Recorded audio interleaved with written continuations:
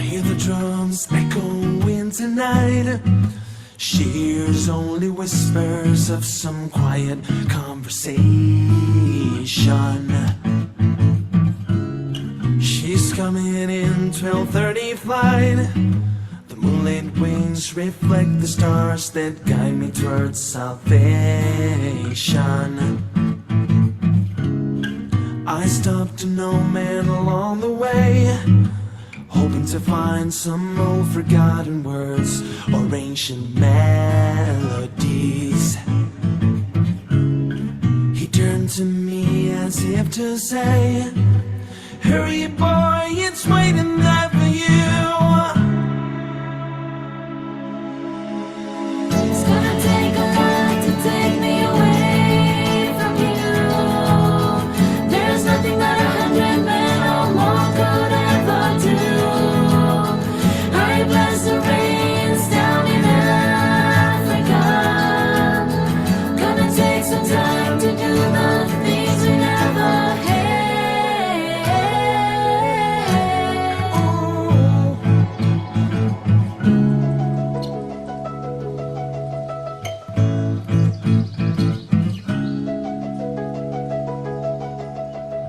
The wild dogs cry out in the night as they grow restless, longing for some solitary company.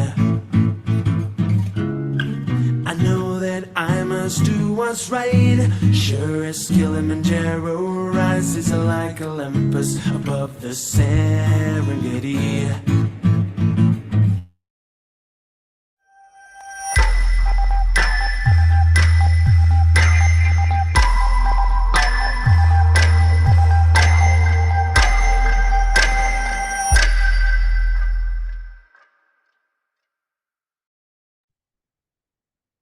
Boa tarde, pessoal. É um prazer tê-los aqui mais uma vez no nosso FormaMIB.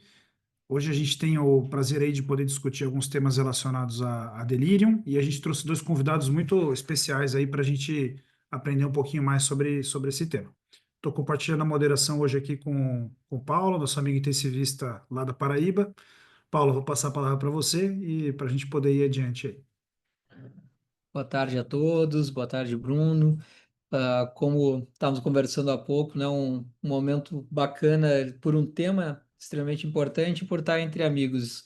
E então, começando essa discussão sobre delírio, esse tema tão pertinente para nós diariamente, queria chamar o Felipe Dalpisol, nosso colega de Santa Catarina, médico intensivista, pesquisador PPG Ciências da Saúde UNESCO, coordenador médico do Centro de Pesquisas Clínicas, Hospital São José, e ex-editor-chefe da RBTI. Boa tarde, Felipe. Boa tarde, Paulo. Boa tarde, Bruno. Muito grato pelo convite, muito grato por estar entre amigos aqui. Então, vamos falar de um tema, antes da Vivi, também é difícil de falar, uma mega no vamos tentar próximo um pouco sobre as bases fisiológicas do delírio, ou aqui no título, um termo um pouco mais amplo, disfunção cerebral aguda, mas que seja visto como delírio. Eu não botei. Opa, espera que não está passando por alguma razão. Doutor, dá um Eu clique na testei tela. fazem 3 segundos isso, né? Estava passando direitinho, né? Eu Doutor vou parar Felipe, de. dá um clique na tela e passa. Ou compartilha novamente. Vou tentar compartilhar novamente aqui. Seleciona a opção desktop, se tiver. É, né? Pois quando eu compartilhei antes tinha, agora não tem. Deixa eu tentar essa aqui. Agora foi, ok. Para vocês não aparece? Não, Agora doutor. está passando. Para Apareceu. mim passa aqui, pelo menos. Ok, obrigado, valeu. Perfeito. Eu esqueci de colocar conflito de interesse. Eu só tenho conflitos de interesse por verbas de pesquisa relacionadas a esse tema. mas acredito que elas não interfiram no conteúdo que eu vou apresentar para vocês hoje. Então, a gente está falando hoje de alguma coisa que, apesar de, nos últimos 20 anos, a gente ter avançado bastante no entendimento das alterações que acontecem durante o delírio, predominantemente no delírio associado ao paciente criticamente enfermo. Até então, a gente tinha um conhecimento fisiopatológico relativamente voltado para o paciente idoso ou para o paciente clínico geral, e que deu atendimento específico do paciente criticamente enfermo. Mas, apesar disso, a gente ainda tem um conhecimento completo de lacunas, ou com algumas lacunas que têm que ser ainda preenchidas. E talvez a maior dificuldade que a gente tenha nesse contexto é de que, como várias outras síndromes dentro da medicina intensiva, o delírio é uma síndrome e que dentro dessa síndrome, uma grande heterogeneidade de pacientes se apresentam. Delírio rapidamente reversível versus delírio sustentado, delírio associado à sepse versus delírio do pós-operatório de grandes cirurgias, delírio do paciente crítico idoso versus delírio do paciente crítico mais jovem, enfim. Essa heterogeneidade da população faz com que o nosso entendimento possa ser, como é comum na terapia intensiva, um pouco mais complicado do que em outras especialidades. Mas, independente dessas diferenças que podem existir nos fatores ou nas alterações que iniciam a síndrome, a gente acredita que mecanismos finais ou mecanismos que levam ao fenótipo do delírio, eles sejam relativamente comuns. Então, apesar de que a gente tenha insultos iniciais diferentes, a gente acredita que existam esses finais comuns, essas finais vão levar a fenómeno clínico que a gente observa nos fatores com delírio. Como, de uma maneira geral, a gente se refere a delírio a indivíduos que têm uma alteração aguda do estado agudo ou flutuante do estado mental, com alterações de cognição, e normalmente são excluídos pacientes que tenham um fator causador diretamente relacionado com o sistema nervoso central, então são manifestações clínicas ou alterações clínicas primariamente não relacionadas ao sistema nervoso central. De alguma maneira, esses dois compartimentos eles têm que se comunicar para que alterações periféricas possam atingir funções do sistema nervoso central e essas funções alteradas levarem, em última análise, ao fenótipo de delírio. E a gente normalmente foca essas alterações ou essa comunicação como alterações da permeabilidade da barreira hematoencefálica. Mas é sempre importante lembrar que existem várias outras formas de que a periferia pode se comunicar com o cérebro, existem regiões do sistema nervoso central desprovidas de barreira hematoencefálica, plexo coroide, alguns órgãos circunventriculares, que precisam não ter barreira para poder servirem de sensores ou de secretores. E esses locais são especialmente importantes para a resposta imune adquirida, poder entrar no sistema nervoso central. Existem comunicação cérebro-periferia mediado pelo sistema nervoso, predominantemente pela via vagal, tanto ascendente quanto descendente. Existe Doutor comunicação Felipe, por interromper, hormônios. mas Oi, os foi slides não. não estão passando para nós. Perdão? Os seus slides não estão passando para nós. Eu vou Esse interromper aqui e só faz vou tempo que eu não participar. passo. Eu fui a passar para esse agora. Ah, então Ah, beleza. tá perfeito. Tá Passou. certo, tá certo. Justo. Ok, eu estava falando da barreira ok.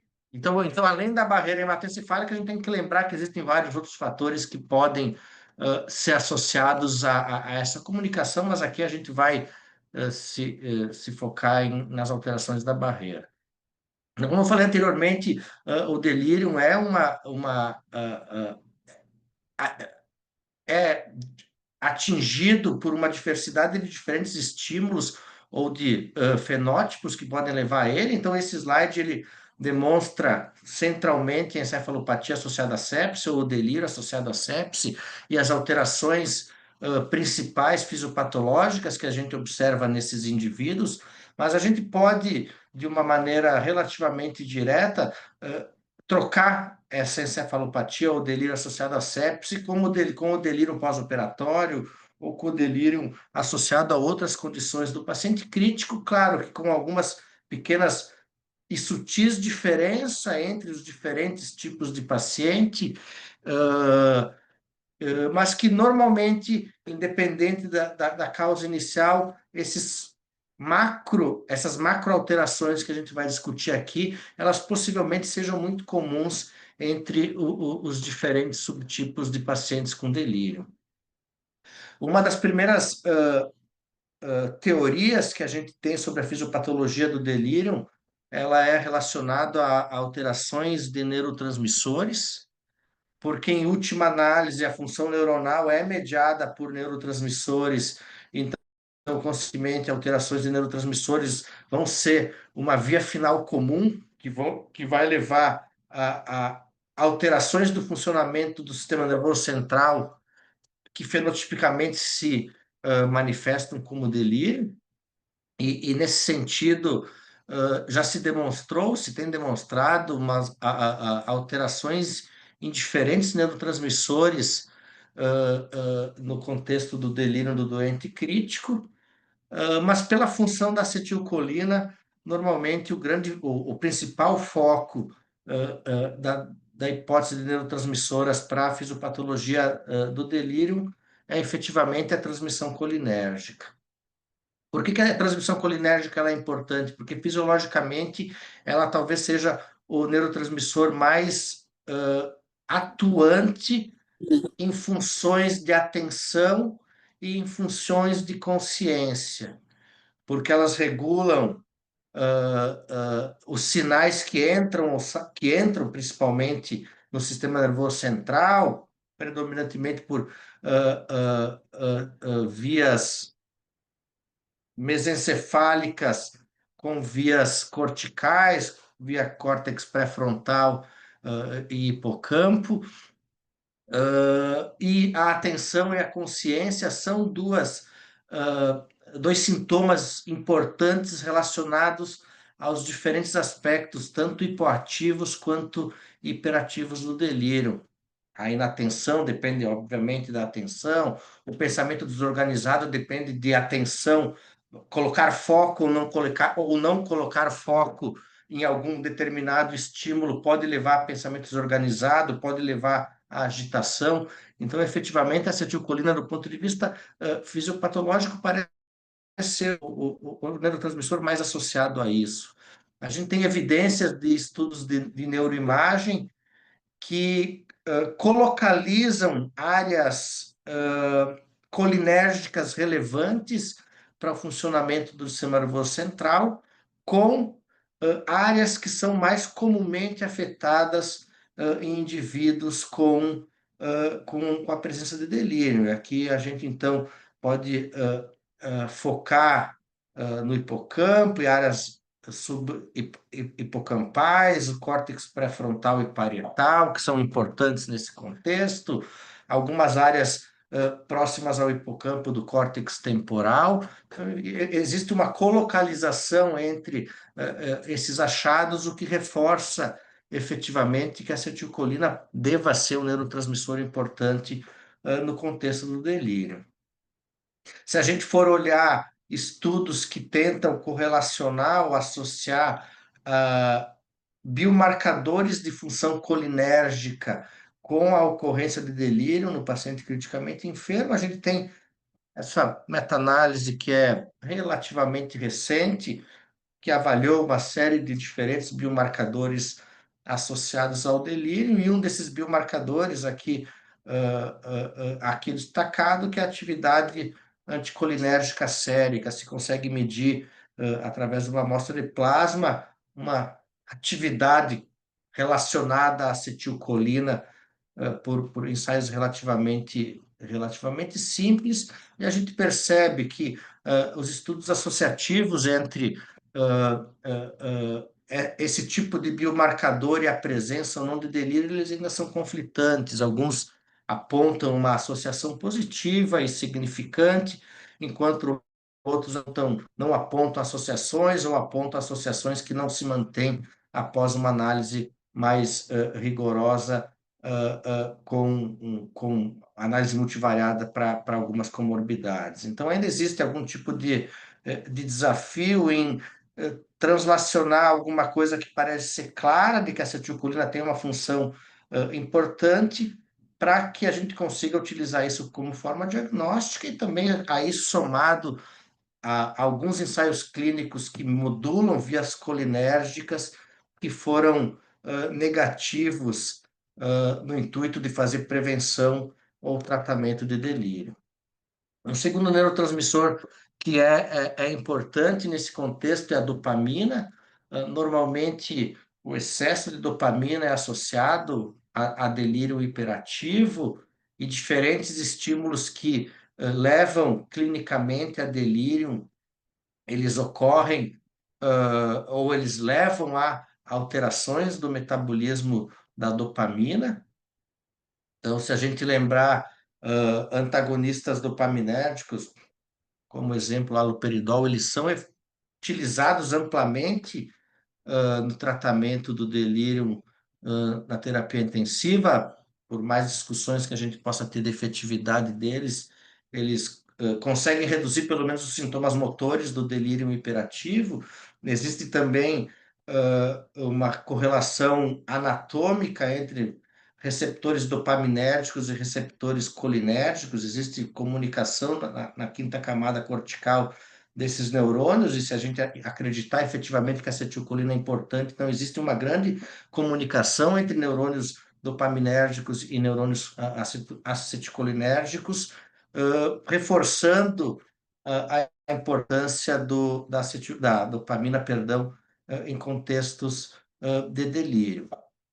Do ponto de vista clínico, de algum tipo de biomarcador que possa ser utilizado para suportar a hipótese de que a dopamina faça efetivamente, ou tenha efetivamente algum papel na fisiopatologia do delírio, talvez esse seja o melhor estudo feito pelo grupo de Vanderbilt, que mostrou que a relação entre tirosina e aminoácidos neutros de cadeia larga, de cadeia grande, tem uma relação positiva e importante e significativa para a transição de não delírio para delírio em pacientes criticamente enfermos. A tirosina é o aminoácido precursor da dopamina, e a tirosina tem que ser transportada ativamente para o sistema nervoso central para se fazer as aminas em geral, incluindo a dopamina no sistema nervoso central. Então, talvez alterações do transporte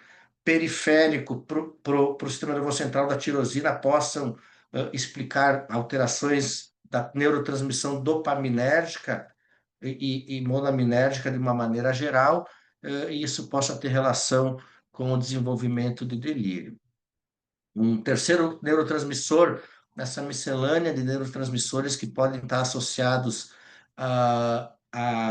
ao delírio ou são as alterações no metabolismo de serotonina, que a serotonina também é importante para atividades corticais relevantes, como a acetilcolina para o delírio, predominantemente aprendizado e memória. Existem evidências, principalmente em modelos animais, tanto de uma redução quanto com uma deficiência, quanto excesso de dopamina no contexto de modelos de doenças críticas. A dopamina pode tanto diminuir quanto aumentar a secreção de acetilcolina, perdão, na dependência do tipo e subtipo de receptor que é estimulada. Então, existe ainda uma relação de neurotransmissão de neurônios serotonérgicos com neurônios colinérgicos, e, de novo, a acetilcolina parece ser bastante importante nesse contexto. E, da mesma forma, existem alguns biomarcadores que podem ser utilizados para tentar desvendar ou para tentar reforçar essa relação entre serotonina e delírio. E esse é o mesmo estudo citado anteriormente, e não só a relação da tirosina com aminoácidos neutros de cadeia larga, mas também a relação do triptofano com eles é associado à transição para delírio em pacientes criticamente enfermos, e o triptofano é, assim como a tirosina, ativamente carreado para o sistema nervoso central, e é o principal metabólito, o principal aminoácido precursor da síntese de serotonina, sugerindo que efetivamente a serotonina possa ter um papel na fisiopatologia dessa síndrome. Vários outros neurotransmissores já foram implicados na fisiopatologia do delírio, norepinefrina, assim como dopamina. As aminas em excesso podem alterar a acetilcolina, o GABA, principalmente do ponto de vista clínico, visto como agonistas GABAérgicos, podendo dar uma incidência maior de delírio, alguns estudos experimentais que determinam alterações da neurotransmissão glutamatérgica, e talvez mais recentemente o papel da melatonina, muito relacionado ao papel do sono e a sua relação com o delírio. Então, apesar de que isso ainda não é uma relação completamente elucidada na literatura, se efetivamente o delírio leva à deprivação do sono, se leva a alterações sustentadas nos estágios do sono, ou se tem algum tipo de alteração específica na arquitetura do sono ou no ritmo circadiano. Mas aparentemente a melatonina parece contribuir para alterações do sono, e essas alterações de alguma maneira têm relação com a ocorrência ou não de delírio. Lembrando que também a melatonina é um derivado do triptofano e da serotonina, e ela é, então, fisiologicamente relacionada com esses relógios, com o ciclo circadiano e a indução do sono. Existem alguns estudos também que tentam associar níveis séricos de melatonina com a presença ou não de delírio, e como para os outros biomarcadores já mostrados nessa apresentação, também existem resultados contraditórios entre a relação de melatonina e ocorrência de delírio, e talvez agora a grande diferença, ou o reforço positivo para o papel da melatonina sobre a incidência de delírio, seja o recente guideline americano de sedação, dor, ansiedade e delírio, publicado em março no Critical Care Medicine 2025, que mudou as recomendações para uma recomendação de baixa evidência, sugerindo a administração de melatonina em pacientes que sejam admitidos à terapia intensiva. Apesar de ser uma recomendação, uma sugestão, na verdade, de baixa evidência, reforça, de alguma maneira, a possibilidade de existir alguma relação entre melatonina-sono, melatonina e delírio, ou melatonina-sono e delírio. Outras alterações fisiopatológicas importantes que são observadas no delírio são alterações relacionadas à barreira hematoencefálica e à microcirculação cerebral. Isso é bastante observado, por exemplo, em modelos animais, onde a gente vê aqui em F, extravasamento de corantes que normalmente não extravasam para o sistema nervoso central, eles acontecem em modelos de doença crítica, existem alterações claras da capilaridade no sistema nervoso central nesses modelos, existe uma ativação endotelial importante, vista aqui em 6 e 24 horas, para adesão e rolamento de células imunológicas na microcirculação cerebral. E também, da mesma forma, existem evidências de biomarcadores em pacientes criticamente enfermos, como, por exemplo, nesse estudo do PA do 1 e da selectina, onde existe uma relação positiva entre os níveis séricos desses marcadores de lesão endotelial ou de ativação endotelial com a ocorrência de delírio. Da mesma forma, estudos de neuroimagem demonstram alterações da barreira hematoencefálica, vistas predominantemente no paciente com delírio como leucoencefalopatia, que é um sinal na ressonância de aumento de permeabilidade da barreira hematoencefálica. Então, também parece que tanto alterações da microcirculação cerebral, quanto alterações do controle do fluxo sanguíneo cerebral, da autorregulação cerebral e alterações da permeabilidade da barreira hematoencefálica podem ter relação com o desenvolvimento de delírio. Uma terceira ou quarta alteração que se sugere seja importante nesse contexto do desenvolvimento de delírio é a inflamação cerebral ou a comunicação entre a inflamação sistêmica e a inflamação cerebral. Para quem tem interesse, a gente recentemente revisou extensamente esses mecanismos nesse artigo do Clinical Science. Então, aqui é a periferia, aqui a gente tem o sistema nervoso central.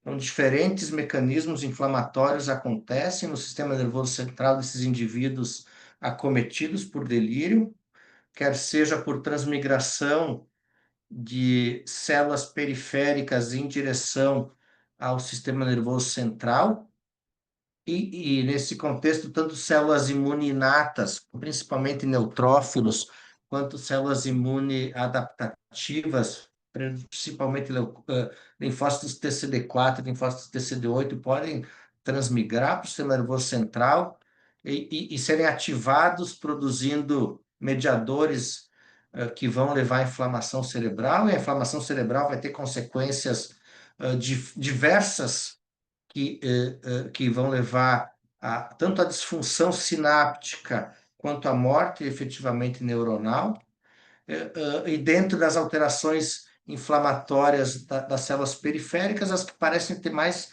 importância no contexto do delírio são a ativação do complemento. Algumas formas de complemento ativado têm uma relação importante com a ocorrência de delírio, pelo menos em modelos animais, e a ativação do NLRP3 com produção extra de interleucina 1-beta e interleucina 18, mas possivelmente, principalmente, a interleucina 1-beta tem um papel relevante nesse contexto. Essas células imunoperiféricas, elas não estão isoladas nesse contexto. Também as células imunes nativas do sistema nervoso central têm um papel na inflamação cerebral que acontece durante a ocorrência de delírio.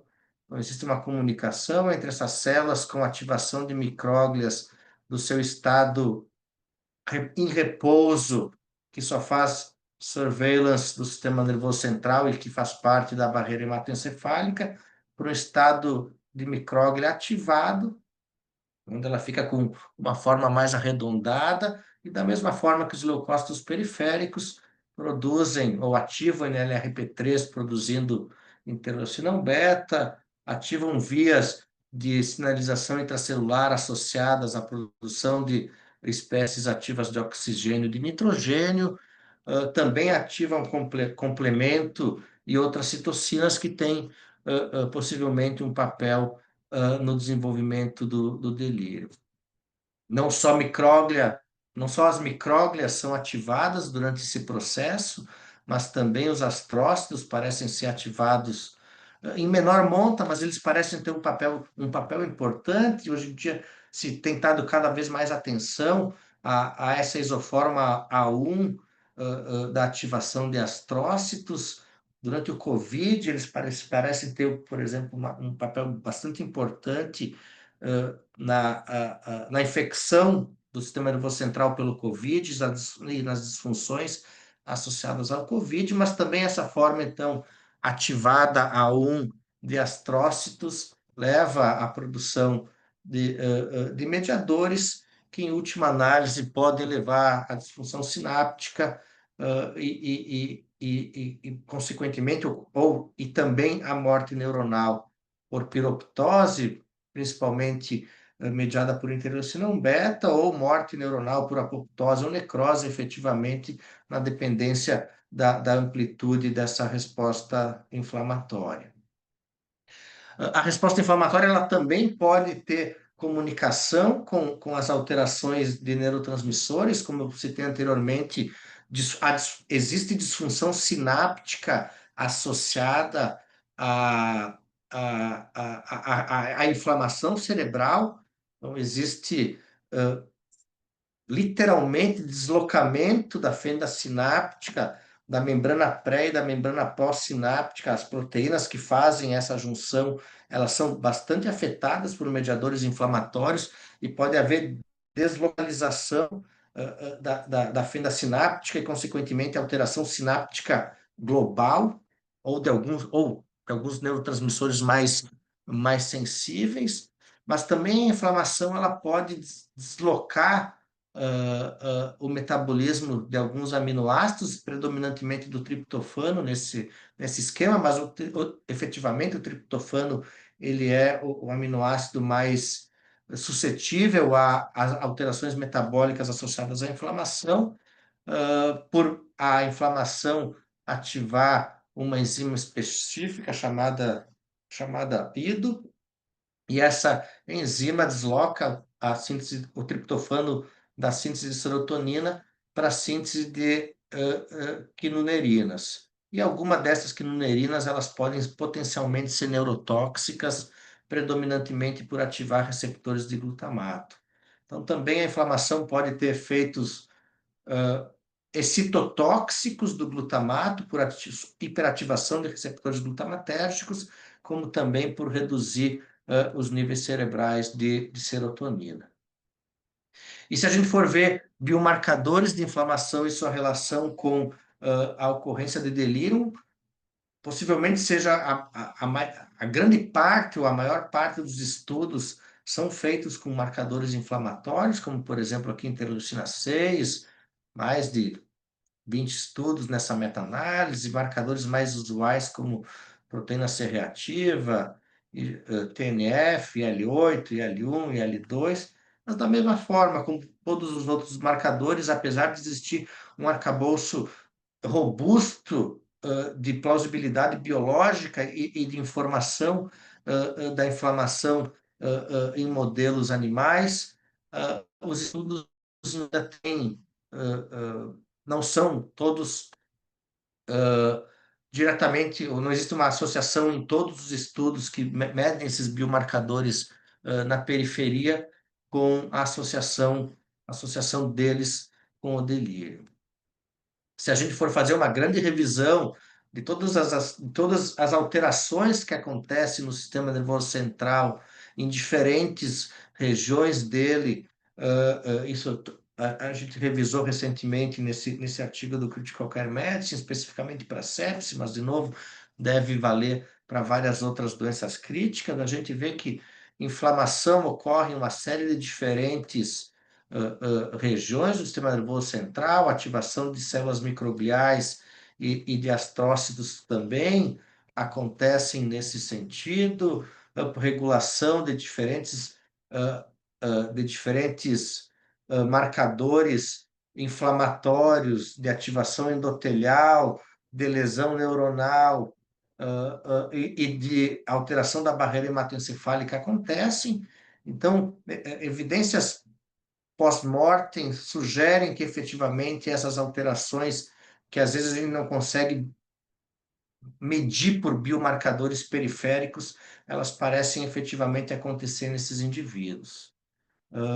E aqui é uma grande revisão dos diferentes biomarcadores associados a alterações cerebrais que a gente pode lançar predominantemente em pesquisa para tentar esclarecer de uma maneira mais direta as relações das alterações cerebrais com a ocorrência de disfunção cerebral aguda.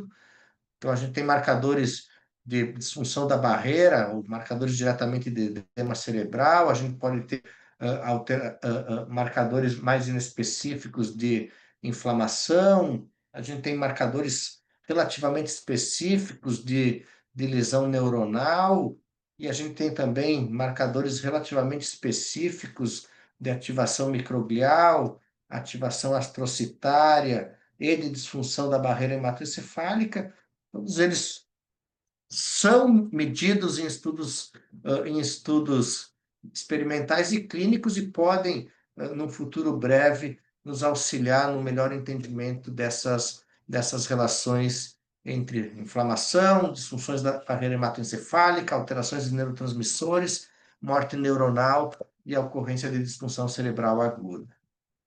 Então, como um slide final, que a gente acredita hoje em dia como uma melhor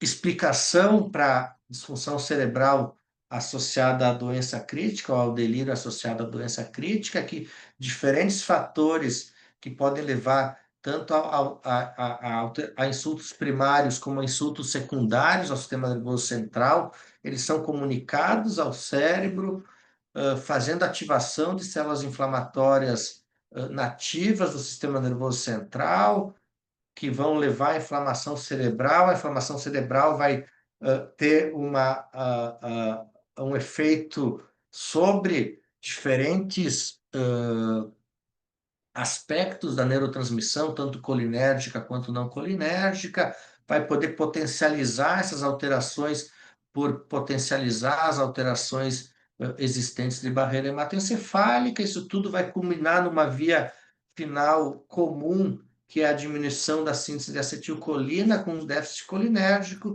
e esse déficit colinérgico vai ser, teoricamente, o ato final que vai levar aos principais sintomas associados ao delírio. Era isso que eu queria trazer para vocês. Espero que tenha sido de valia. Obrigado. Obrigado, parabéns, Felipe. Mais do que o que a gente esperava, na verdade, né? Uma aula excelente que acredito que tenha aberto os horizontes, literalmente, de muita gente que está aqui e, sobretudo, para poder entender o nosso contexto e as possibilidades terapêuticas que a gente tem. No QA, a gente teve uma pergunta. Então, como a gente tem um tempinho, um participante anônimo só pediu aqui, essa sugestão de administração de melatonina vem com alguma indicação de dose e horário? Eu vou ser sincero, eu não recordo efetivamente se tem, possivelmente tenha, mas eu não vou lembrar de cabeça se existe isso. Possivelmente exista, mas eu vou ficar devendo essa informação. É uma informação nova, é uma informação que é bastante controversa. Existe e existiu, quando foram liberadas essas recomendações, uma certa estranheza numa mudança,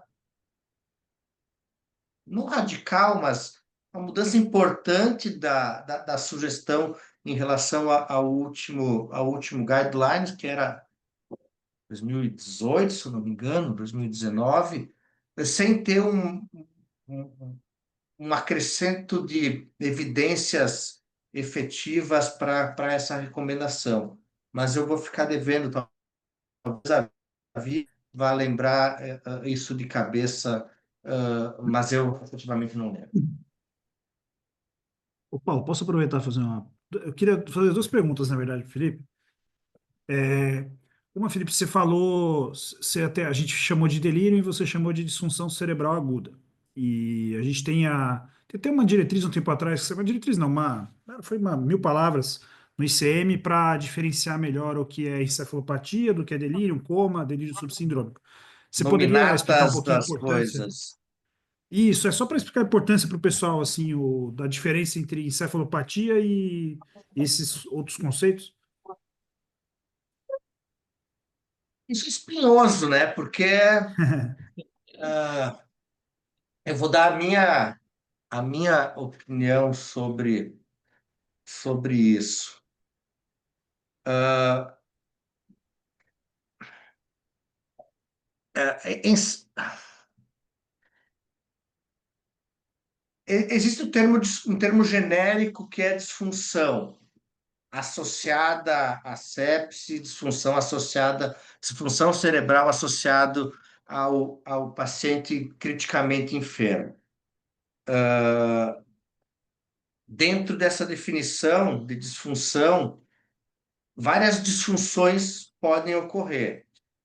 A gente pode ter um paciente que tem coma, e isso é uma disfunção associada a gente pode ter um paciente que tem convulsão, a gente pode ter um paciente que tem mioclonia, a gente pode ter um paciente que tem alterações isquêmicas com um déficit focal, e a gente pode ter pacientes que têm uma síndrome caracterizada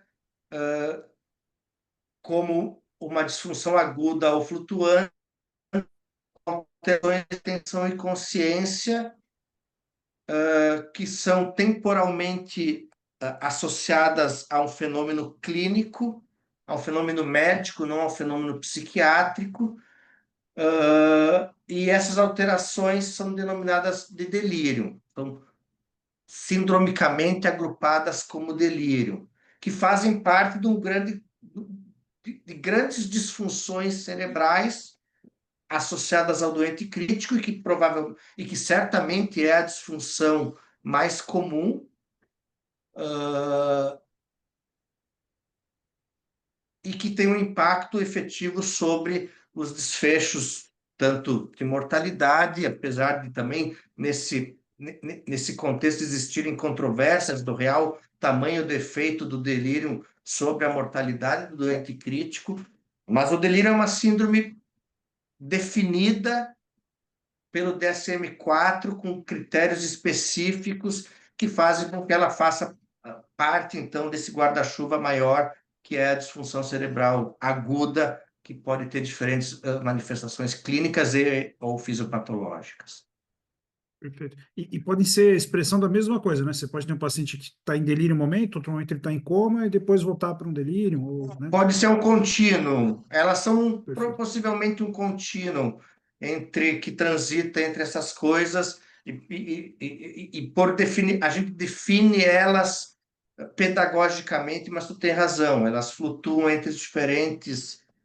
Claro que alterações isquêmicas ou convulsão nem Um sempre pouco vão diferente, fazer né? parte desse contínuo, mas entre delírio e coma, sim, certamente existe um contínuo que pode ser explicado de uma maneira uniforme entre essas diferentes disfunções. Assim como talvez exista também um contínuo entre a disfunção aguda, o delírio, com a disfunção crônica, com formas de demência ou demência subclínica, que também parece acontecer no paciente criticamente enfermo.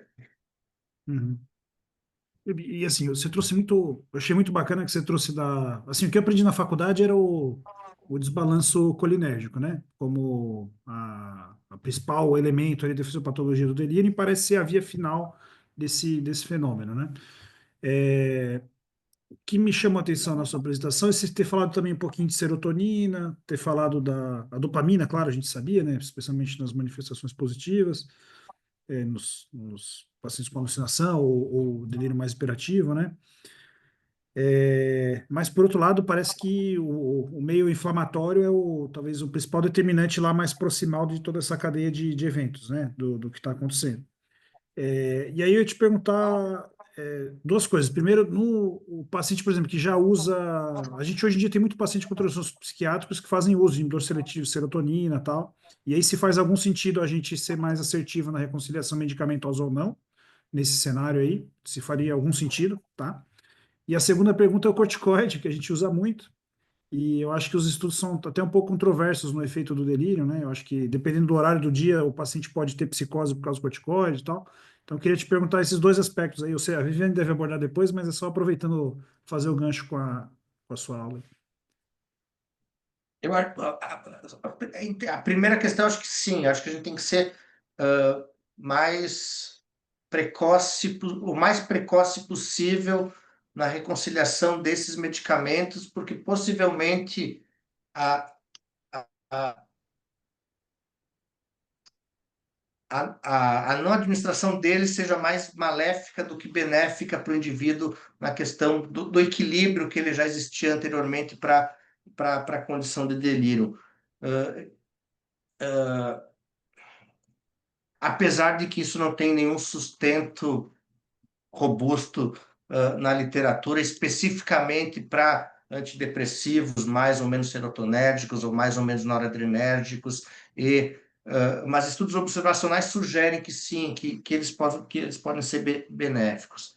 Quanto à inflamação, não só os corticoides, mas as estatinas também, o seu efeito pleiotrófico e a redução da inflamação já foi sugerido para o delírio. Anti-inflamatórios não esteroidais já foram estudados clinicamente para isso também, não existe nenhuma resposta definitiva para isso. Claramente não se sugere o uso deles como uma medida específica para o tratamento. Talvez existam algumas sugestões de que a manutenção da estatina em indivíduos que previamente já usassem estatina possam ter um efeito, não sei se é protetor o termo correto, mas um efeito que não precipite o delírio nesses indivíduos que já utilizavam, apesar de que a utilização de estatina como uma forma ativa, como anti-inflamatório, ela também não tem suporte nos ensaios clínicos que a gente tem até hoje. Então, de uma maneira geral, a gente não indica nenhum anti-inflamatório, apesar de que a melhor ideia nossa seja que a tem um clínico muito pequeno, nosso grupo, publicado no Chest ano passado, ou esse início desse ano, acho que foi ano passado, que usa aminociclina, que é um antibiótico que se sugere que possa ter ação anti-inflamatória específica na micróglia. E numa amostra de ao redor de cento e poucos pacientes, a gente sugere que pode ter um efeito sobre a incidência sobre a prevalência, perdão, de delírio em doentes gerais criticamente enfermos. Em alguns subgrupos, ele parece mais importante. Então, esse eu acho que eu acho mais promissor, de que a gente busque estratégias focadas nos mecanismos da barreira, efetivamente, C5A ativado parece ter um efeito promissor, ou algum anti-inflamatório targeado para o sistema nervoso central. Perfeito. Bom, Felipe, eu acho que se a gente pudesse, a gente continuaria aqui discutindo muita coisa aí com você, aproveitando. Pessoal, a gente não precisa nem apresentar, depois vocês procurem o nome do Felipe aí no Google, no PubMed, vocês vão ver aí toda a produção que ele tem nesse assunto. E o Felipe é muito acessível também, se precisarem de algo, né, Felipe? Só mandar e-mail. Enfim, muito obrigado mesmo por ter Eu que participado agradeço, gente. conosco. Agora a gente Obrigado, vai. parabéns, Felipe. Obrigado, Paulo. Obrigado pela participação. Bom, gente, agora eu tenho o prazer aí de chamar a Viviane. A doutora Viviane, ela é médica intensivista também, nossa diretora científica futura aí da MIB, já passou pelos comitês, diversos comitês, eu já nem sei mais, Viviane, qual comitê atualmente você está, né? E e é gerente lá da BP Mirante. Então, é um prazer tê-lo aqui conosco para falar sobre aspectos práticos aí do Manejo do Delírio. Algumas pessoas já até perguntaram algumas coisas, tá, Vi? A gente vai ficar devendo para eles a resposta depois da sua aula, tá bom? Combinado. Muito obrigado. Bom, boa tarde a todos. Obrigada pelo convite. Até falei aqui no nosso grupo de WhatsApp, né? É uma aula entre amigos. Eu fico super feliz, tá? Com o Felipe, Paulo, Bessa, enfim. E parabéns pela iniciativa da AMIB. Eu acho que é uma iniciativa super importante aí para a formação. Então, acho que o Felipe facilitou muito, né, minha vida, como sempre. Então, vou falar um pouquinho dos aspectos práticos do delírio. Deixa eu compartilhar aqui a minha tela com vocês. Vocês estão vendo certinho? Tá Beleza. ótimo. Então vamos lá. Então a gente vai falar um pouquinho da parte prática, não tenho nenhum conflito de interesse nessa apresentação. Então, só lembrar alguns pontos importantes, né? Quando a gente fala, e eu trouxe coisas que, desde da parte muito básica para quem está aí no dia a dia da UTI, mas que são coisas muito importantes, né? Principalmente quando a gente fala de diagnóstico, e a gente sabe que um dos grandes desafios no diagnóstico do delírio, né, na evolução do delírio, nesse desfecho, é porque hoje a gente tem um subdiagnóstico, né? Quando a gente vê os trabalhos mostrando que a gente tem ali uma taxa de delírio em torno de 30% nas nossas UTIs, a primeira coisa que eu provoco vocês é da gente fazer uma autocrítica, né? Será que nós, no nosso dia a dia ali, tomando conta de 10 pacientes, será que a gente faz diagnóstico de delírio em 3 pacientes, né? Todos os dias, os plantões? E uma coisa importante é a gente lembrar da definição de delírio. E aqui um ponto muito importante é saber que ele tem um curso flutuante. Então, acho que esse é um ponto de atenção para gente. Ninguém vai estar em delírio todo o tempo e a gente precisa também estar atento que às vezes não é um KNCU negativo que já descarta o delírio ali ao longo do dia. Eu gosto muito desse paper de revisão do New England de 2014 e eu vou falar muito em relação a essa grande engrenagem que a gente tem relacionada a delírio. Então, aqui a gente está falando de quê? De delírio, de dor, de agitação. Vejam como as coisas se conversam e vejam como um está correlacionado com o outro, então uma condição está correlacionada com a outra. Então, quando a gente fala de delírio, a gente precisa estar atento na agitação, a gente precisa estar atento na gestão da dor dentro da terapia intensiva. E o que a gente pode fazer para prevenção? Né? Então, a gente sabe, e aqui já vou dar um spoiler de que a gente não tem a bala de prata, mas a gente precisa principalmente focar na prevenção do delírio. O delírio relacionado, a gente sabe, né? Já temos aí inúmeras evidências na literatura, delírio relacionado à piora cognitiva desses pacientes a longo prazo, a duração do delírio também com impacto em desfechos negativos, ou seja, aquele paciente, quanto mais esse paciente estiver em delírio, esse é um trabalho do Sherab publicado no CCM, é um trabalho antigo, mas um trabalho que mostra isso de uma forma muito clara para a gente. Quando eu vejo esse gráfico, o que a gente precisa ter na cabeça? A gente precisa fazer o diagnóstico precoce, porque quanto mais esse paciente estiver em delírio, maior a gente tem aí o risco de desfechos negativos. Quem que é a nossa população hoje da UTI, né? Hoje nas nossas UTIs a gente tem cada vez mais idosos, policomórbidos, já aquele paciente que já vem com uma polifarmácia de casa e que a gente tem então já condições inerentes ao paciente, e aqui é importante a gente lembrar de fatores predisponentes e fatores precipitantes do delírio. Então aqui a gente está falando de fatores predisponentes, pacientes demenciados, e aqui quando a gente fala de demência, um ponto super importante, como às vezes é desafiador a gente fazer diagnóstico de delírio nesses pacientes, né? Você não sabe muitas vezes o status basal desse paciente, por isso que é importante a entrevista com a família. Quadros de depressão, uso de múltiplas drogas, antecedentes de AVC, Também como fatores precipitantes aí a combinação de múltiplas drogas, e quando a gente fala dentro do ambiente da terapia intensiva, esse é o nosso habitué, mas a gente tem coisas que a gente pode melhorar, então, como a dor, como a privação do sono, o tratamento precoce, ou a prevenção do choque, da hipóxia, de distúrbios metabólicos, corrigir de forma precoce para a gente minimizar isso, tá? Quando a gente fala de avaliação de delírio, então aqui um dado bastante interessante, quando a gente faz o diagnóstico de delírio, se esse diagnóstico feitos por médicos não psiquiatras e que não aplicam a ferramenta, a gente tem um trabalho bem interessante, trabalho pequeno, mas bem interessante, mostrando que erramos o diagnóstico em 3/4 desses casos. Então, ou seja, a gente precisa usar ferramentas estruturadas. Então, não é o acho que tem delírio, a gente tem ferramentas bem validadas para isso. E quando a gente fala do diagnóstico, então a gente tem principalmente o CAN-SU e o ICD-SC como ferramentas de diagnóstico mais utilizadas.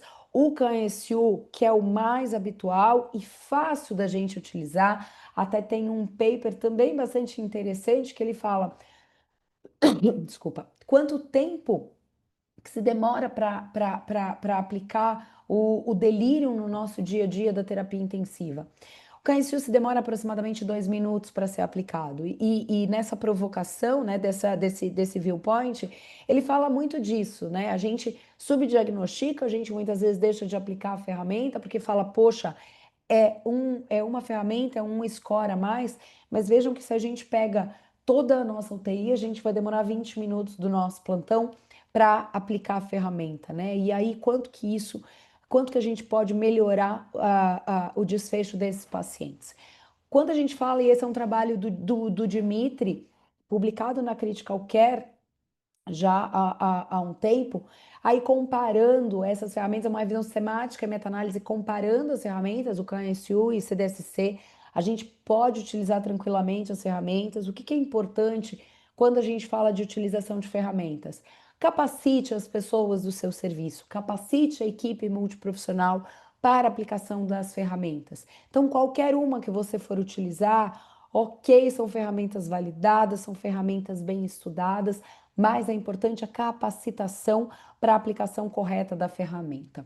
Hoje, a gente tem tido várias provocações em relação ao delírio e várias perguntas não respondidas em relação ao delírio, mas uma delas é assim: todo delírio é igual, né? E a gente sabe que não é. Mas quando a gente aplica o CAN-SU, por exemplo, ele é positivo, ele é negativo. E hoje a gente já tem alguns estudos falando do que? Será que a gente não dá para reclassificar isso? Então, dentro do CAN-SU, por exemplo, a gente não pode avaliar uma gravidade de delírio? Então, aqui foi um paper publicado também no CCM, tentando realmente esmiuçar o CAN-SU e pontuar, para a gente tentar entender uma gravidade. Então, ele pontuou de 0 a 2, sem delírio, de 3 a 5, um delírio leve a moderado, e 6 a 7, um delírio severo. E mostrou uma relação com o prognóstico. Então, acho que a gente tem aí um futuro também para a gente entender, mesmo sendo hiperativo ou hipoativo ou misto, enfim, nem todo delírio é igual. Então, a gente também pode ter um futuro de classificar esses delírios. E aí, quando a gente fala de tratamento, o principal tratamento, quando a gente fala de tratamento, e muita gente quer saber, né, o nome da droga. E aí, quando a gente fala de delírio, a gente está falando de prevenção primária, né? Acho que esse é o ponto principal. E quando a gente fala de prevenção primária, a gente passa ali os fatores predisponentes, os fatores precipitantes. Então, a gente vai falar de correção de distúrbio metabólico, hipóxia, tratamento de infecção, estratégia de sedação naqueles pacientes sedados, e isso é super importante. Então, quando a gente fala, o próprio guideline, né? O nosso guideline é de analgesia, sedação, delírio. Agora a gente já fala de sono e a gente fala de mobilização. Então, para ver como as coisas se interligam. Então, o que que é muito importante? Eu sempre falo isso. Quando a gente fala de sedação, quando a gente pensa em sedar um paciente, a gente precisa pensar quando que a gente já vai tirar, né? Então, existe a droga ideal para sedação? A gente sabe também, né, que não tem a droga ideal, mas tem o quê? Aquele mantra de falar, eu vou usar a menor quantidade de droga pelo menor tempo possível. A gente sabe que a gente ceda demais os nossos pacientes, não só em relação à quantidade, quanto em relação a tempo. E quando a gente fala nós, não é só aqui no Brasil, né? Quando a gente olha os trabalhos mundo afora, a gente sabe que a gente faz oversedation nos pacientes. E uma das coisas, por exemplo, e aí falando de aspecto muito prático, a gente fala de sedação quando a gente deixa nas nossas bombas a sedação tá lá fentanil, 10 ml hora. Aí o paciente faz agitação, faz fase de dor, a gente fala assim, aumenta para 15 ml hora, aumenta para 20 ml a hora. O que que é 15? O que que é 20 ml hora? Para um paciente de 50 quilos, eu estou falando de uma dosagem. Para um paciente de 100 quilos, eu estou falando de outra dosagem. Então, são pequenas coisas que a gente pode fazer no dia a dia para a gente sedar menos esses pacientes, para usar menos droga, e aqui não precisa de tecnologia, então, e não precisa de dinheiro. Então, independente da UTI que você trabalha, da UTI que você faz, né, a sua residência, a sua especialização, isso é aplicável.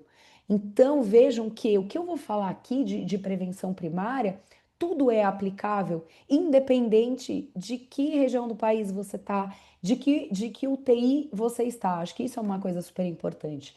A mobilização precoce.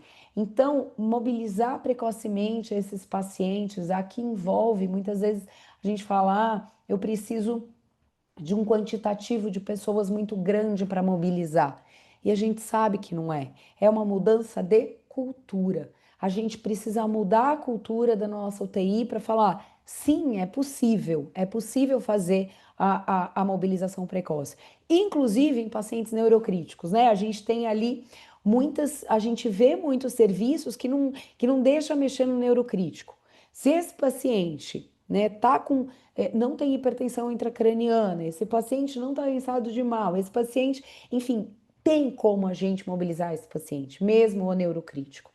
Evitar restrição no leito, né? Isso aqui devia ser assim, é proibitivo hoje, né? E muitas vezes esses pacientes eles ficam taxados. Ele agita uma vez, ele tenta arrancar a sonda uma vez, ele restringe. Depois de uma semana, esse paciente continua restrito. Aí você vai perguntar por quê? Porque ele tentou arrancar a sonda uma semana. Imagina a gente se coloca na posição do paciente, a gente acordar e tá lá amarrado. Quem não vai ficar agitado, né? Então, acho que essa questão da restrição do leito ainda é uma questão também cultural muito importante que a gente precisa trabalhar. Respeitar o ciclo sono-vigília, isso também é uma questão comportamental na UTI. O Dalpisol falou um pouquinho da melatonina. Eu vou mostrar, né, o update que saiu do consenso americano, que saiu em março desse ano, falando já da melatonina, mas principalmente falando de respeitar o ciclo sono-vigília. Então, aqui, do ponto de vista prático, o que a gente pode fazer no nosso dia a dia da UTI? Primeiro, a questão do silêncio noturno, né? A gente muitas vezes está lá às 3 da manhã falando da novela, do futebol, enfim, do filme, de qualquer coisa, né? E sem controle do ruído dentro da UTI. A outra coisa é os exames no meio da madrugada. Você acordar o paciente às 3 da manhã para fazer exame, será que esse paciente não poderia fazer esse exame, sei lá, às 6 da manhã? Então, são práticas que a gente também pode padronizar dentro das nossas UTIs e mudar essa cultura dentro das nossas UTIs. Outra questão, permite a utilização de óculos, equipamentos auditivos quando necessário, até a questão das próteses dentárias, se tiver segurança do ponto de vista neurológico, isso é uma coisa importante. Você vê um paciente idoso, né? Você vê uma senhorinha que você tira os dentes, ela fica envergonhada muitas vezes diante da família de estar naquela condição. Então, são condições que podem prevenir. Aqui eu trouxe primeiramente o guideline de 2018 e na sequência eu vou falar o update de 19, mas aqui só uns tópicos importantes que se correlacionam com o delírio, tá? Aqui, quando a gente fala de avaliação da dor, onde a gente tem um ponto de impacto, entendendo que a dor também pode levar a agitação, a delírio, aquela engrenagem que eu mostrei inicialmente. Principalmente, hoje a gente tem um déficit de avaliação naqueles pacientes sem interação com o examinador. Então, aqui a gente lembrar e também padronizar dentro das nossas UTIs uma ferramenta validada de avaliação e reavaliação da dor em pacientes sem interação com o examinador. Por quê? O que acontece muitas vezes? Esse paciente agita, no que agita, o que a gente faz? Muitas vezes a gente aumenta a sedação, ou então faz um benzodiazepínico que nem tem efeito analgésico e que a gente não sabe o porquê daquela agitação. Muitas vezes é por dor, tá? Então, aqui é importante a gente utilizar ferramentas de analgesia para avaliar analgosedação naqueles pacientes também sem interação com o examinador. Esse é um ponto importante. Outra questão importante que eu queria trazer é a questão de estratégias de sedação. Então, a gente precisa adotar nos nossos pacientes estratégias de sedação. E aí nós temos a sedação alvo, sedação intermitente, sedação guiada por metas. Qualquer uma das intervenções que você utilize no seu serviço, elas são válidas, elas são validadas e hoje ainda a gente não tem qual estratégia é melhor do que a outra, mas é importante utilizar para a gente diminuir a quantidade e esse tempo de sedação. E quando a gente fala de mobilização, mobilização está relacionada a menos delírio, e aqui eu trouxe, esse é o nosso programa de mobilização precoce da BP, é só um exemplo para vocês prático, para mostrar como é que a gente faz e a gente mensura isso, a gente tem indicadores para mensurar por cada fase do programa. Então, como é que a gente faz? A gente avalia a mobilização, o nosso programa de mobilização precoce, ele vai de acordo com o RAS do paciente. Então, veja que a gente começa a mobilização mesmo quando o paciente está profundamente sedado. Então, eu quis trazer isso para vocês porque a gente pode começar a mobilização precoce de uma forma passiva, mesmo com o paciente profundamente sedado, e ali a gente vai melhorando esse programa, né? Então a gente vai associando a sedestação na poltrona, a deambulação, o ortostatismo assistido, exercícios ativos, quando esse paciente já está menos sedado. Assim como a gente também tem um programa de reabilitação cognitiva precoce que a gente faz. Então, esses dois programas são com a físio, com a terapia ocupacional, e também a gente vai ter esse programa para prevenção, com foco de prevenção de delírio. Então, aqui a gente começa aqui exercícios com jogos, hobbies desses pacientes, a gente permite instrumentos, então, se o paciente toca violão, alguma coisa assim, a gente permite, e começam as adaptações para a atividade de vida diária. Aqui, então, só para a gente lembrar que reabilitação, ela começa na entrada da UTI, da entrada da internação.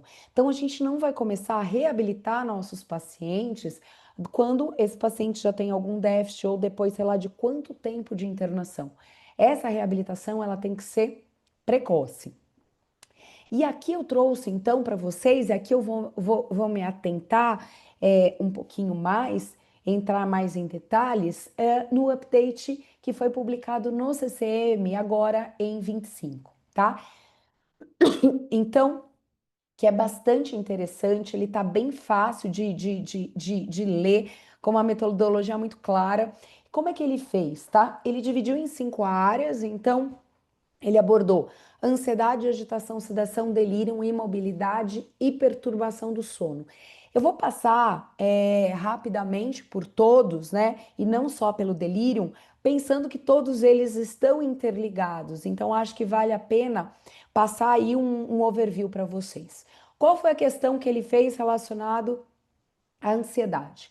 A questão era, em adultos admitidos na UTI, utilização de benzodiazepínicos versus não benzodiazepínicos, eles impactam no desfecho? Então, aqui, a metodologia, né, ele utilizou o pico, então como é que ele selecionou?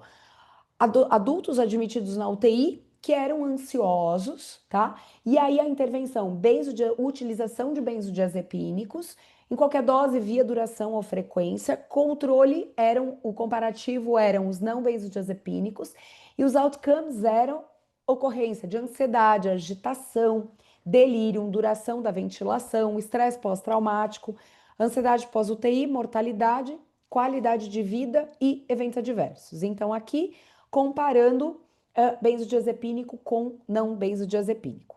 E aqui, qual foi a recomendação? Não há evidência suficiente para recomendar o uso de benzodiazepínico para tratamento de ansiedade em pacientes adultos admitidos na UTI. Eu trouxe um pouquinho do racional que ele utilizou para as recomendações, porque eu achei bastante interessante trazer esses racionais também de forma resumida para vocês. Quando a gente fala de ansiedade, é um dos sintomas mais identificados, né, durante e após UTI, e a gente frequentemente utiliza benzodiazepínicos. Então, quando eles fizeram a recomendação, o que mostrou? Nenhum estudo respondeu adequadamente ao pico, tá? Ele teve um estudo antigo de 2013 com um protocolo que ele utilizou midazolam em pacientes queimados, que não foi associado à redução de ansiedade, tá? Mas hoje, o que ele mostra? Mais do que a utilização ou não, ele mostra, né, quando você pega os papers aí que ele usou para o racional, o quanto que é importante, o quanto que é prevalente, o quanto que a gente não valoriza a ansiedade. Vejam esse trabalho da Intensive Care Medicine, publicado em 96, um trabalho antigo, mas é interessante o dado que ele mostra. Mais de 25% dos pacientes intubados, 6 horas após a interrupção da sedação, eles estavam com ansiedade severa. E aí, nesse grupo de pacientes que ele estudou, ele utilizou midazolam ou propofol. Então, vejam quanto que a gente tem desses pacientes dentro da UTI. E aqui, qual que é o grande problema? O quanto que a gente não faz o diagnóstico, né? Então, aqui tem esse documento da ATS, né, quando ele fala de avaliação de sintomas em pacientes em ventilação mecânica, e aqui mostrando a ansiedade neste documento como um ponto aí de atenção para esses pacientes com ventilação mecânica. Então, a gente precisa também começar a ter esse olhar para a avaliação da ansiedade. E aqui ele deixa também uma fala, né, na recomendação, no update, cuidado com a cessação abrupta daqueles pacientes que já utilizavam cronicamente benzodiazepínico. Naqueles pacientes com ansiedade crônica que já utilizavam benzodiazepínico, então aqui ele deixa em aberto para avaliação de forma individualizada de que a continuação na admissão da UTI, ela deve ser considerada nesse grupo de pacientes, tá? Passando para a pergunta 2 do update, que ele fala de agitação e sedação. Paciente em ventilação mecânica na UTI. Desmedetomidina pode ser usada comparada ao propofol para sedação? Então, aqui qual que era o pico? Paciente admitido na UTI que necessitava de ventilação, que requeria sedação, e aí a intervenção era a Dex em qualquer dose, via, duração ou frequência, comparado com o propofol. E aí o que ele via como desfechos era a ocorrência, a duração do delírio, a porcentagem de RAS no alvo, duração da VM, tempo de internação, medicações de resgate, mortalidade, qualidade de vida após UTI e eventos adversos. Qual que foi a sugestão? Né? Então, eles deixaram como sugestão utilizar Dex versus Propofol para a sedação desses pacientes em ventilação, desde que, obviamente, o alvo dessa sedação fosse uma sedação leve ou redução de delírio como prioridade para estes pacientes. Então, aqui uma sugestão. O que ele utilizou como racional para essa sugestão? Foram 29 RCTs comparando Dex com Propofol, e aí mais de 3.000 pacientes inclusos, sendo que desses trials, 29 eram com objetivo de sedação leve.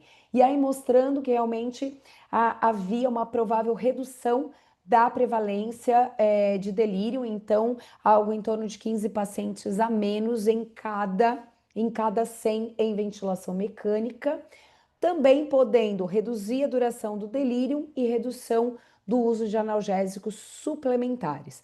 Mas não ficou claro nessa revisão como que isso tinha relação com declínio cognitivo e mortalidade em 28 dias, tá?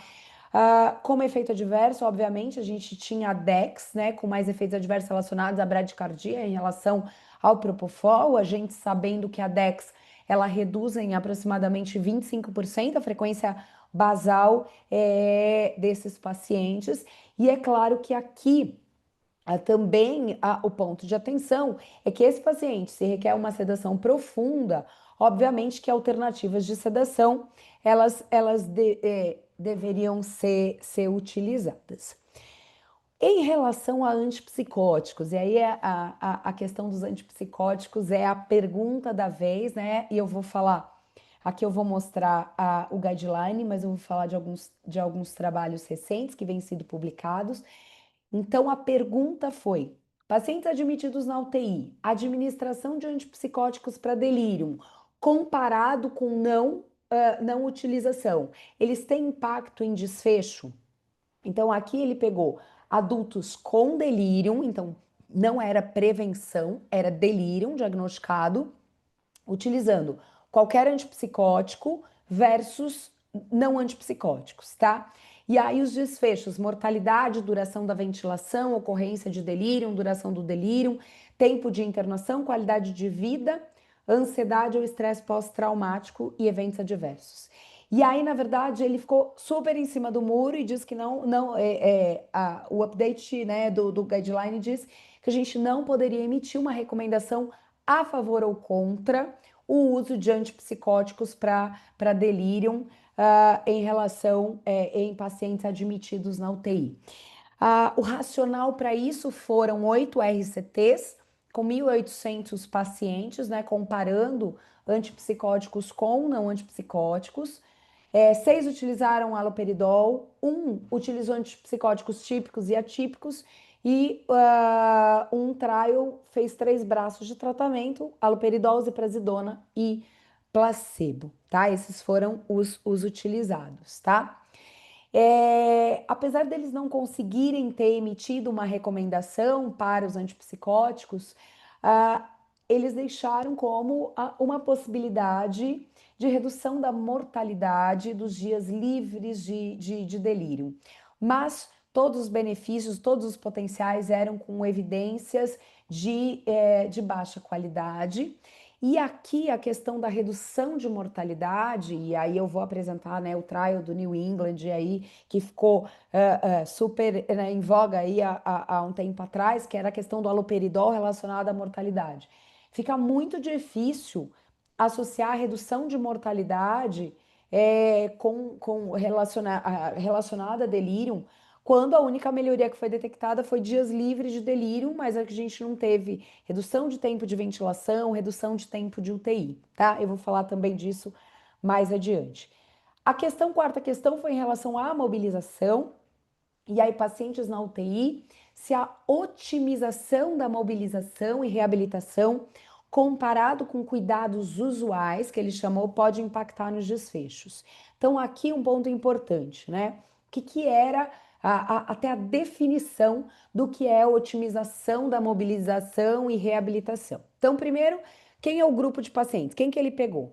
Admitidos na UTI, a intervenção foi otimização da mobilização contra usual care, e aí os desfechos, delírio, agitação, duração da ventilação, eventos adversos, enfim.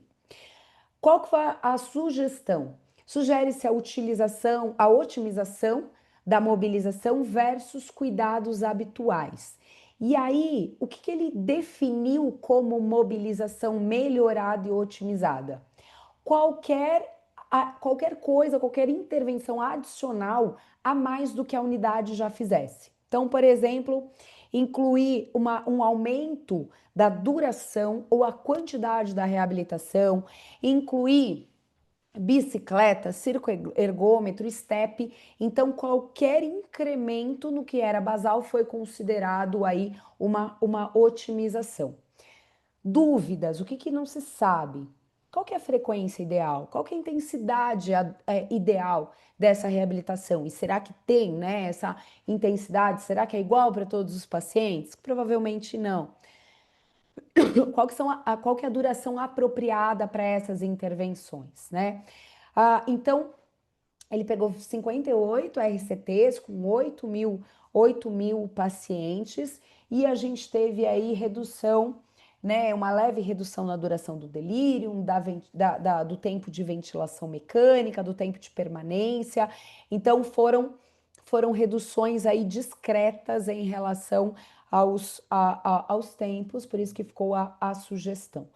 Mas é claro que também a gente tem uma grande barreira, né? Aqui no nosso país isso é muito frequente em relação à limitação de recursos, né? Quando a gente fala de reabilitação, quando a gente fala de recursos para reabilitação, a gente sabe que ainda é uma grande tendência. E também ele cita um viés de seleção destes pacientes nos trials, mostrando que existe uma tendência de inclusão nos RCTs de pacientes que eram previamente independentes. Então, que isso pode não se aplicar a todos os pacientes. Então, e os estudos eram muito heterogêneos. E como o Felipe já falou, em relação à melatonina, que era a questão 5, melatonina versus o placebo relacionado se podia ter impacto no desfecho dos pacientes. Melatonina em qualquer dose, duração ou frequência, tá? Comparando a não melatonina. E aí, como desfechos, ele avaliou ocorrência do delírio, duração do delírio, quantidade, qualidade do sono, ansiedade, agitação, tempos de duração de internação, ventilação mecânica, estresse pós-traumático, tá? E aí sugere-se a administração de melatonina nesses pacientes, né, adultos admitidos na UTI. Aí algumas perguntas, né, que a gente precisa fazer aí trazendo aí para a nossa prática. A gente adota de rotina o tratamento farmacológico para delírio? Então, aqui um ponto importante. Não, tratamento farmacológico não é de rotina para todos os pacientes da UTI. Então, o que é importante a gente ter? Primeira coisa que a gente tem que ter na cabeça não é dar medicamento para todo mundo, dar antipsicótico para todo mundo. A gente tem, e eu cheguei a ver isso recentemente, geriatras dando antipsicóticos profiláticos para pacientes que internam em UTI. A gente não tem evidência na literatura quando a gente relacionado a isso, tá? Então, quando a gente fala de delírio, e aqui a gente, obviamente, né, não tenho tempo para me aprofundar nisso, mas quando a gente fala, por exemplo, do delírio hipoativo, né? O que a gente precisa, que a gente sabe que é mais difícil de diagnosticar, que a gente tem piores desfechos nesses pacientes, né? E até uma das causas é porque a gente não faz o diagnóstico. Muitas vezes a gente acha o quê? Que é o velhinho que tá quietinho ali, paradinho na UTI. Se a gente não aplica a ferramenta, a gente não faz o diagnóstico. Mas é importante no nosso dia a dia fazer a identificação e a correção de causas subjacentes. Então, será que eu não posso diminuir, limpar minha prescrição e reduzir essa polifarmácia, correção de hipóxia e distúrbios metabólicos?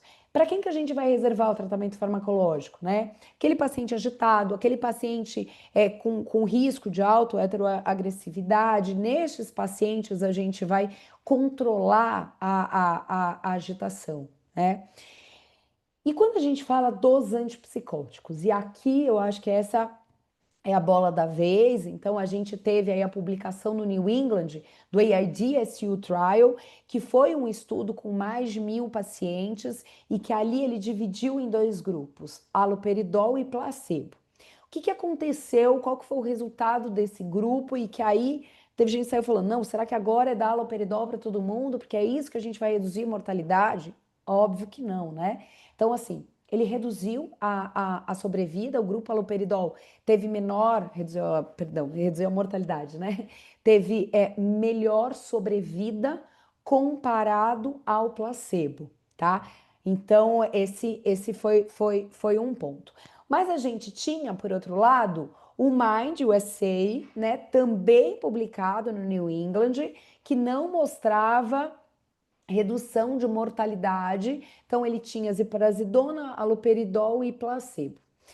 E a gente não tinha redução da mortalidade. E aqui, eu gosto bastante dessa publicação do ICM, né? Que ele comparou, ele fez uma análise crítica dos dois estudos, né? Então, por quê? Um fala reduz mortalidade, o outro não fala, né, não reduz mortalidade. Então, vamos entender um pouco dos dois estudos. Então, os dois eram LCTs, os dois eram com placebo controlado, ambos eram com delírio diagnosticado, mas vejam que interessante. Quando a gente olha taxa de ventilação mecânica entre os dois grupos, aqui já tinha aqui uma questão muito diferente, né? Então, no Mind USA, a gente tinha uma taxa de ventilação mecânica muito superior quando a gente falava do AIDSU, tá? Quando a gente falava do tipo de delírio entre os dois estudos, vejam que no Mind a gente tinha a grande parte desses pacientes com delírio hipoativo. Quando a gente olha o AID, a gente tinha o quê? Praticamente equilibrado os dois grupos de pacientes, tá?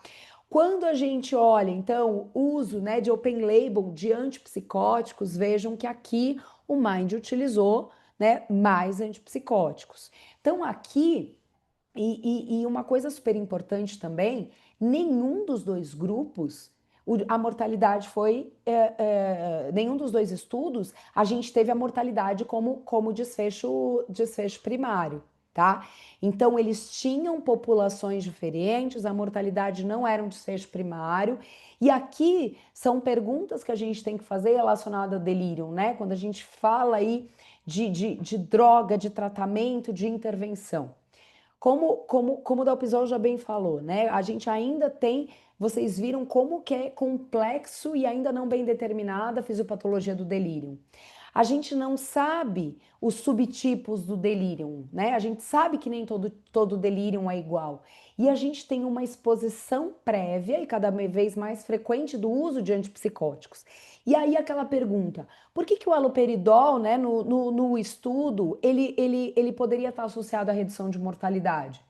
Ele poderia estar associado, e aqui algumas hipóteses que ele deixou no paper que eu achei bastante interessante, trouxe para vocês, fala o seguinte, quando a gente reduz a agitação psicomotora, a gente reduz a taxa metabólica. O uso do haloperidol pode ter sido relacionado à diminuição da exposição a múltiplos sedativos, tá? E ele pode ter reduzido também a gravidade do delírio por menor tempo. Então, isso pode ter sido uma questão.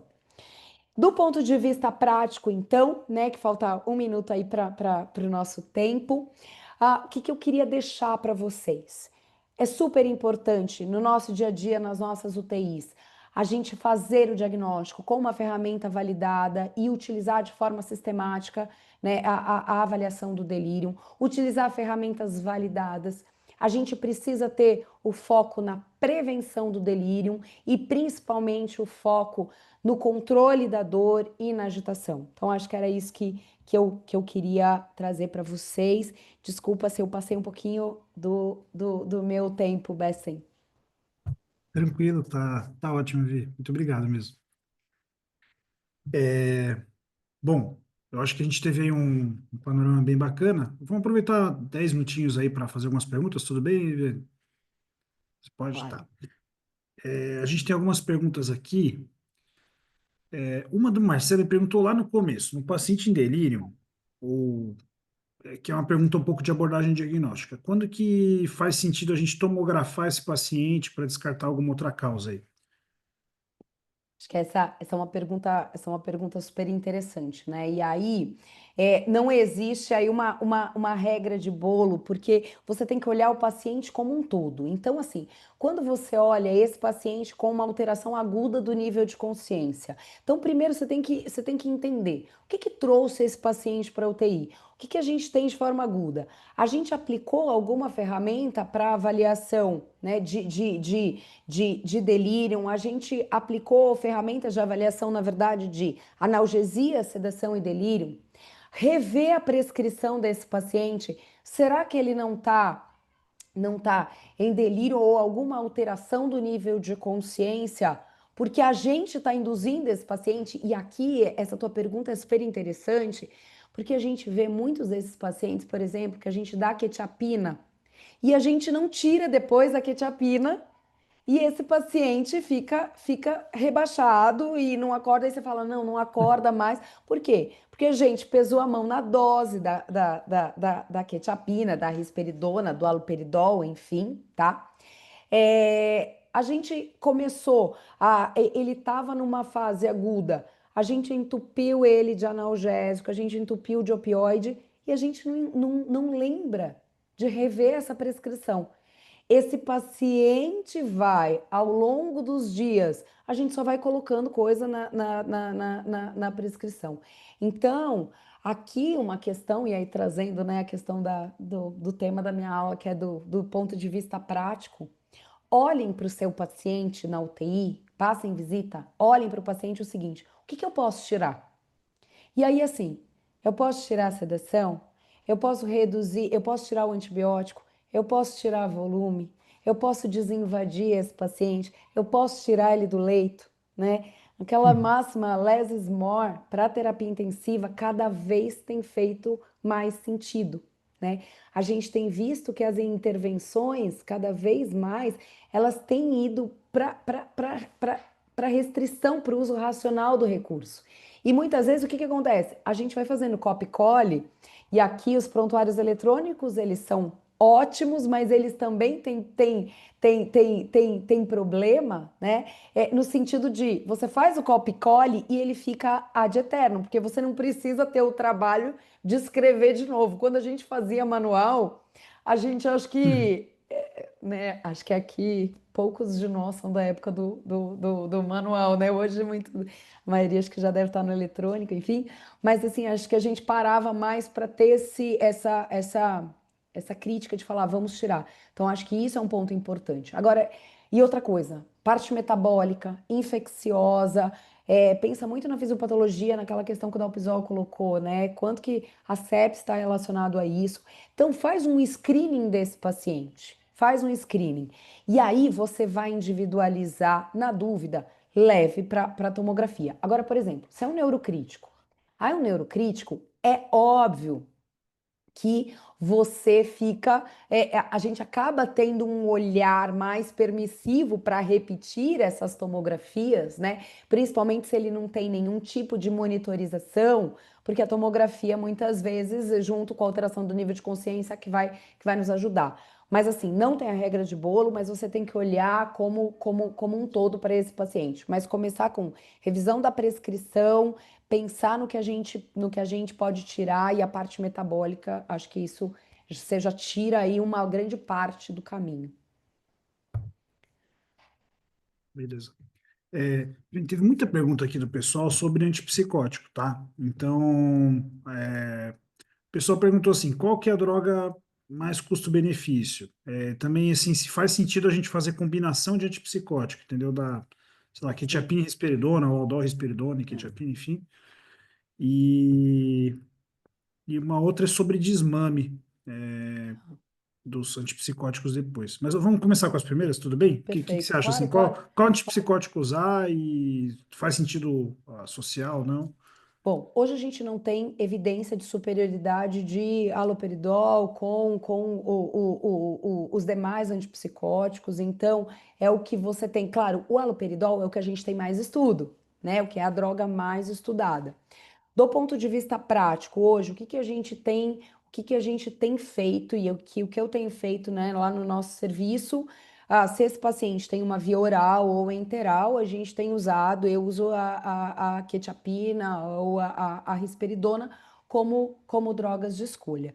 Mas assim, do ponto de vista de evidência científica, você não tem evidências que tenha superioridade de um sobre o outro. A gente tem pequenos estudos, mas a gente não tem nível de evidência forte para isso.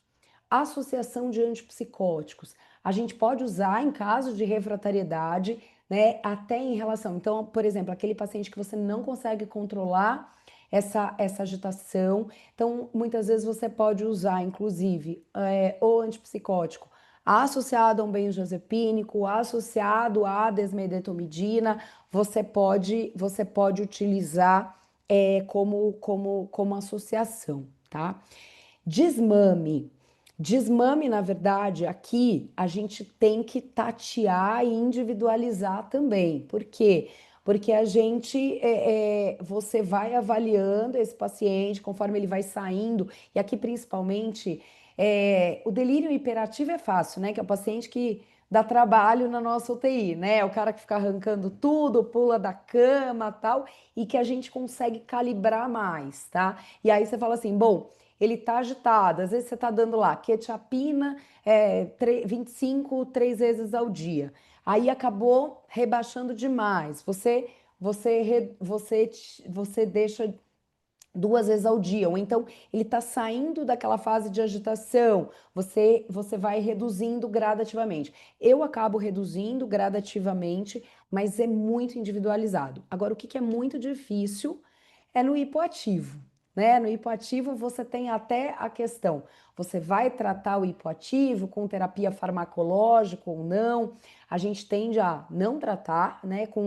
Tem trabalhos aí em andamento em relação a isso, a não tratar como não farmacológico, e aí a gente usa muito a mobilização, presença da família, respeito de ciclo sono-vigília, a terapia ocupacional com aí a reinserção, né, para as atividades de vida diária. A gente tem utilizado aí principalmente estratégias não farmacológicas para isso. Perfeito. Bom, tinha mais alguma pergunta? Deixa eu ver se tem. O Tiago falou que perdeu uma parte da aula e ele perguntou se para ansiedade usava ou não Ah, sim. benzodiazepínico. Não, Tiago, a sugestão do update do guideline foi de não utilização. Mas e aí, como que a gente faz na prática? Esse paciente está lá com uma ansiedade importante, tudo. Porque isso eu acho que É, é uma dúvida pertinente. Às vezes você dá um antipsicótico e não resolve, né? é. Do ponto de vista prático, tá? Apesar da gente não ter evidência, se ele continua com agitação, aí ou você dá um pouco de benzodiazepínico, na prática a gente acaba utilizando, se ele está refratário, a gente acaba utilizando, ou Dex, né? Hoje a gente está mais acessível do ponto de vista econômico, né? A desmedetomidina, como a gente, né, não tem mais a patente, então a gente isso acabou barateando, mas a gente sabe que ainda é um problema que muitos lugares não têm, né? Esse Uhum. recurso. E aí é o benzodiazepínico mesmo, né? Nesses casos. Perfeito. Eu acho que o benzo muito é uso, assim, sem uma indicação clara, né? Às vezes a É gente dá para isso, dormir, às vezes o é isso, paciente não faz outras medidas de higiene, é isso. ou seda com benzo, quando a gente tem outras alternativas melhores, um paciente em ventilação mecânica, né? Talvez aquele paciente ansioso, assim, uma ansiedade de difícil controle, aí realmente vai ser difícil deixar sem, né? E tanto é que É, ele falou, né? O paciente ansioso crônico que já usa, ele deixou ali uma sugestão de individualiza, não tira de vez, porque aí uhum, provavelmente é o paciente que ele vai fazer agitação, vai ficar ansioso na UTI. Ele deixa isso, né? Apesar dele falar, uhum, não dá, mas o ansioso crônico que já usa, não tira. E cada vez mais a gente tem esse paciente na nossa UTI, né? uhum. Bom, Gabriela fez uma pergunta aqui da olanzapina. Gabriela, eu vou responder, porque assim, na verdade, olanzapina, risperidona, haloperidol, quetiapina, todos tem estudo em É. terapia intensiva, né? Então, mas a gente não sabe qual que se comporta melhor, assim, em termos de desfecho clínico, né? Como a gente falou, a gente não tem diferença em tese, mas os estudos comparativos aí não tem tanta diferença. O que eu pessoalmente acho que não faz sentido é, por exemplo, o paciente está refratário, já está com risperidona, aí você associa uma olanzapina também, e aí Aldol EV, aí você começa a dar 3 antipsicóticos e ele não está respondendo a nenhum, né? Aí talvez tenha que Eu também não. Eu acho que não faz sentido também. mudar a classe farmacológica mesmo, né? Agora, por exemplo, tá com Aldol EV, você quer transtornar para quetiapina interal. Aí você está na diferente, transição, aí faz sentido claro, você ir, né? Então, claro. acho que esse raciocínio aí na prática, né? Bom, Paulo, mais alguma coisa aí? Acho que não, né? Não, acho que uma aula complementou a outra de modo muito bacana, né? Dando todo o entendimento para as bases tanto da evolução do problema quanto para a sua erradicação. Controle, por assim dizer. Erradicação nunca vai ocorrer, né? E ainda mais sendo Felipe seguido de Vivi, aí foi sensacional, né? Então, feliz aí de ter aprendido com todo mundo, com essas duas referências enormes aí pra gente. Imagina. Muito bom. Prazer. Então tá, pessoal. Muito obrigado. Alguns de vocês tinham perguntado das últimas gravações, a gente já viu isso direitinho. Elas vão pro YouTube aí amanhã, tá? Das aulas que ainda não foram, tá bom? E a gente conta com vocês aí semana que vem. A gente vai falar um pouquinho sobre insuficiência cardíaca, tá? Então a gente volta a se encontrar semana que vem. O Paulo vai estar aí, né, Paulo? E até lá. Estaremos Um aí, grande Bruno. abraço a todos. Grande abraço Tchau, a todos. tchau. Abraço. Obrigada. Tchau.